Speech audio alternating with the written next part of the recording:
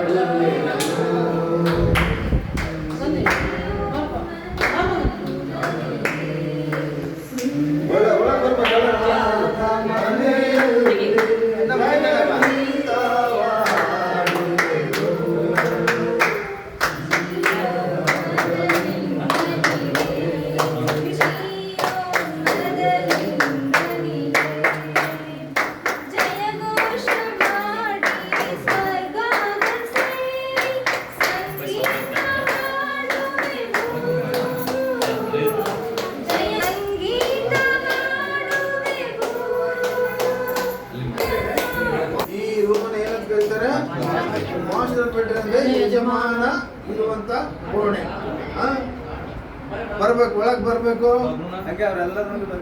ಸರಿ, ಎಲ್ಲರೂ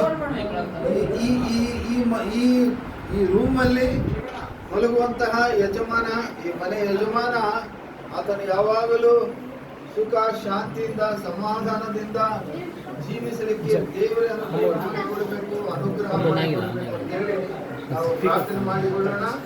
ನಾವು ಮಧ್ಯದಲ್ಲಿ ಆತ್ಮೀಯ ತಾಯಿ ವಿಷಯ